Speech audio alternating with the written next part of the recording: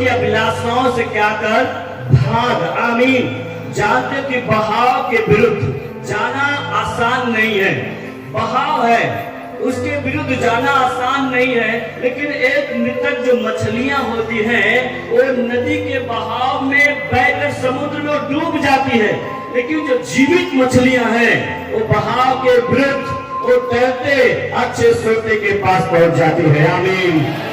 आपको भी यही करना है हर सिचुएशन में। मेरे प्रिय वचन में लिखा है कि जवानी की अभिलाषाओं से क्या कर, भाग। जो शुद्ध मन से प्रभु का नाम लेते हैं उनके साथ धर्म और विश्वास और प्रेम और मेल मिलाप का क्या कर, पीछा कर। आमीन। आजकल मेरे भाई बहन एक और गलत मानसिकता शैतान दे दिया है लोगों के अंदर, लोगों के विचारों में दे दिया है।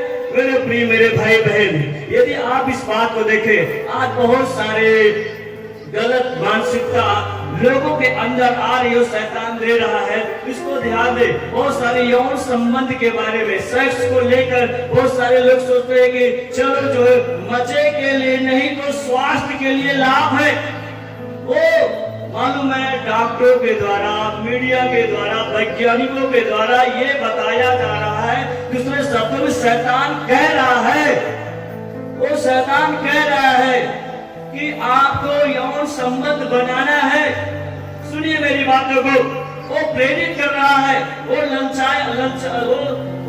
लालच दे रहा है। जैसे कहने के मतलब यदि वो शैतान कह रहा है, सुनिए, अरे देखो युवा अवस्था में कहीं न कहीं लोगों के चेहरे पे मुहासा आने लगता है, दाने आने लगता है। लोग कहते हैं जवानी का क्या है, प्रतीक है। लेकिन गलत मानसिकता शैतान क्या दे रहा है, वो कह रहा है तुझे यौन संबंध बनाना जिसके वजह से मुहासा, ये दाना क्या हो जाए, निकलना बंद हो जाएगा। ये कितनी बेवकूफी की बात है, कितना मूर्खता भरा हुआ ये बात है, और लोग इसका शिकार हो जाते हैं।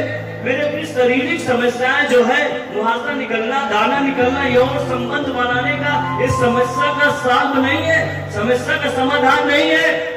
मेरे भाई बहन, आप इस बात को आपको समझने की जरूरत है। वो आपसे गलत तरीके से, वो आपके सामने गलत मानसिकता को देने का प्रयास करता है।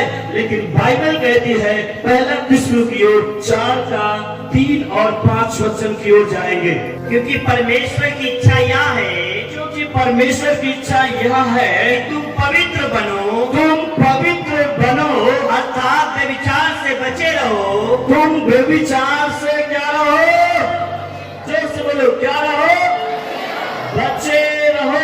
और तुम में से हर एक पवित्रता, और तुम में से हर एक लोग पवित्रता और आदर के साथ, अपनी पत्नी को प्राप्त करना जाने, अपनी पत्नी को प्राप्त करना जाने। और यह काम अभिलाषा से नहीं, यह काम अभिलाषा से नहीं, न उन जातियों के समान, और न उन अन्य जातियों के समान जो परमेश्वर को नहीं जानती, जो परमेश्वर को नहीं जानती।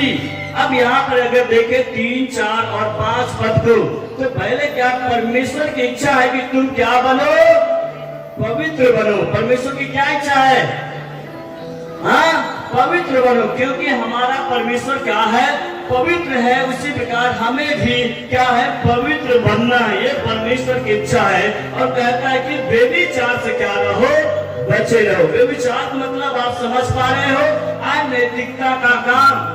एक शरीर जब दूसरे शरीर के साथ गलत तरीके से जुड़ता है तो वहां पर उसको बोलते हैं व्यभिचार।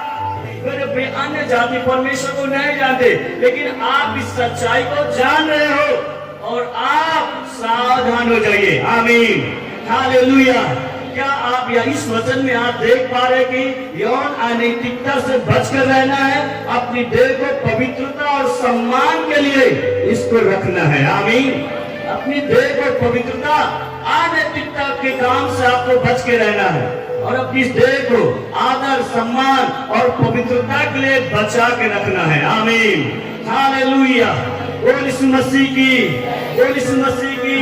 और मेरे भाई बहन, मैं एक चीज को बताना चाहता हूँ, जितने जवान बेटा बेटी कहीं न कहीं काम मुक्ता के कामों का संघर्ष कर रहे हैं, कामुकता का शिकार हैं, उसमें से छोड़ना चाहते हैं लेकिन वो निकल नहीं पाते उन गलत कामों से। तो मैं उनको एक सलाह देना चाहता हूँ, जरूर आप लिख सकते हैं। हालेलुया। और यीशु मसीह की पहली बात है, जो ऐसी समस्याओं से लड़ रहे हैं उनको पहला क्या करना है, अपने दिमाग को इस विषय से हटाकर पढ़ाई की ओर लगाएं, स्तुति और आराधना की ओर लगाएं। आमीन। हालेलुया।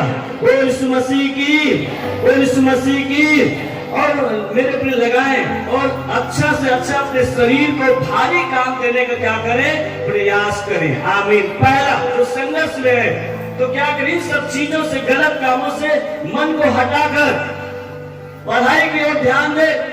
आप आराधना स्तुति की ओर आप ध्यान दें, प्रयास करें अपने शरीर को भारी काम करने के लिए, बड़ा काम करने के लिए, ताकि गलत मानसिकता अंदर आपके वो हटे। हालेलुया।